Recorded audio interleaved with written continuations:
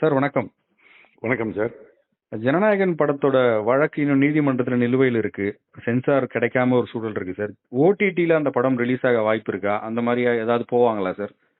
நிச்சயமா போக மாட்டாங்க சார். ஏன்னா ஒரு பெரிய படம், பெரிய ஹீரோ நடித்த படம், அவங்கள பொறுத்தல இந்த படத்தை பொறுத்தல ரொம்ப நல்ல பெரிய அளவில் பண்ணியிருக்கேன்னு நினைக்கிறாங்க. மக்கள் மத்தியில பெரிய எதிர்பார்ப்பு இருக்குது. இந்த படத்தை ஸ்கிரீன்ல பார்த்தா நல்லா இருக்கும்.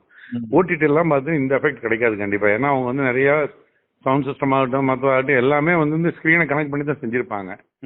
அந்த எஃபெக்ட் எல்லாம் இருந்துட்டு கண்டிப்பா இதில் கிடைக்கும், ஓடிடியில் கிடைக்கவே கிடைக்காது. அதனால நிச்சயமா அவங்க தியேட்டர்ல சார் வருவாங்க. தியேட்டர்ல ரிலீஸ் பண்றதுக்கு ஏதாவது அக்ரிமெண்ட் பண்ணிருக்காங்களா சார்? அவங்க முன்னாடியே போட்டு வச்சிருக்காங்களா? அந்த மாதிரி அக்ரிமெண்ட் போட்டிருக்காங்க சார். நிறைய சென்டர்ல போட்டு வச்சிருக்காங்க. பொங்கல் ரிலீஸ் 9th ரிலீஸ்ங்கும் போது ஏறக்குறைய தமிழ்நாட்டில் ஒரு 20% தியேட்டர்ல அக்ரிமெண்ட் போட்டு வச்சிருக்காங்க. Okay sir. பட் அதெல்லாம் இனிமே ஃப்ரெஷ்ஷா மாற்றி தான் பண்ணுவாங்க அவங்க. அதே அக்ரிமெண்ட் வச்சு போக முடியாது. பண்ண மாட்டாங்க. Okay sir. சார் இன்னொன்னு இப்ப தியேட்டருக்குமே சார் இப்ப இந்த 10th 12th எக்ஸாம்ஸ் எல்லாம் ஸ்டார்ட் ஆக போகுது. இது அந்த படம் வந்துச்சு அப்படின்னா லாபகரமா இருக்குமா தியேட்டர்ல ரன் ஆகும்? சார் அதாவது இன்னைக்கெல்லாம் இருந்துட்டு சினிமாவை பொறுத்த அளவுல அந்த மாதிரி எக்ஸாமோ மற்றதோ ஒன்றும் பெரிய பாதிப்பு இருக்கிறது கிடையாது. என்ன பொங்கல் லீவ்ல வந்திருந்தா ஒரு 8 நாள் 9 நாள் கண்டினியூஸ் லீவ் வந்திருக்கோம். லீவ் ஒரு பெரிய சப்போர்ட் பண்ணியிருக்கோம்.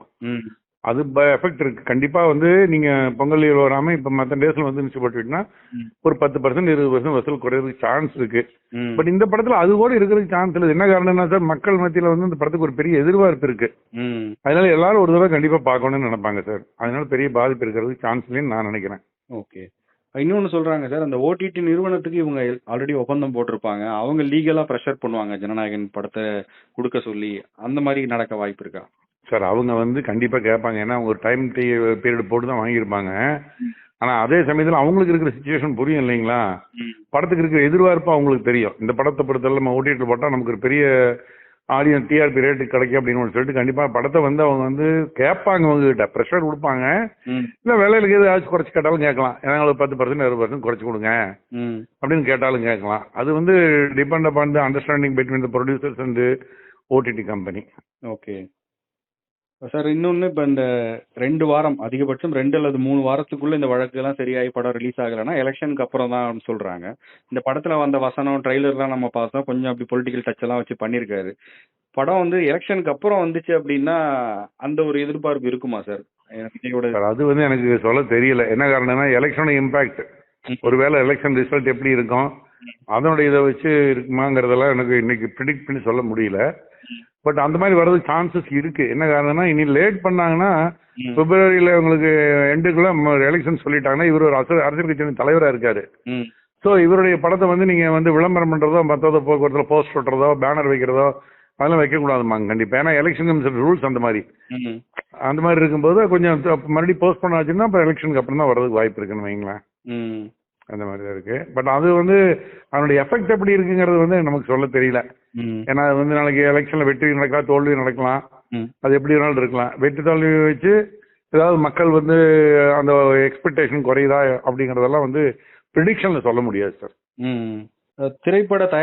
திரைப்பட உரிமையாளர்கள் சங்கத்துக்கோ இல்ல உங்களுக்கோ தனிப்பட்ட முறையில ஜனநாயகன் தயாரிப்பு நிறுவனத்துல இருந்து ஏதாவது கம்யூனிகேஷன் கொடுத்திருக்காங்களா சார் இந்த படம்? அவங்க எந்த விதமான நேரடியா எந்த விதமான இது வரைக்கும் வச்சுக்கல அவங்க. Okay sir. ஏன்னா அவங்க இங்க லோக்கல் ப்ரொடியூசர்ஸ் தான். நாங்களும் அவங்களை கூப்பிட்டு பேசுவோம் பிடிப்போம். அவங்க கர்நாடகா சேர்ந்தவங்க. அவங்களுக்கு எங்களுக்குலாம் ஒரு பெரிய கனெக்ஷன் ஒன்றும் கிடையாது. அது இன்னும் சொல்ல போனா அவங்களுடைய முதல் தமிழ் படம் இதுன்னு நினைக்கிறேன் நானு. ஆமா.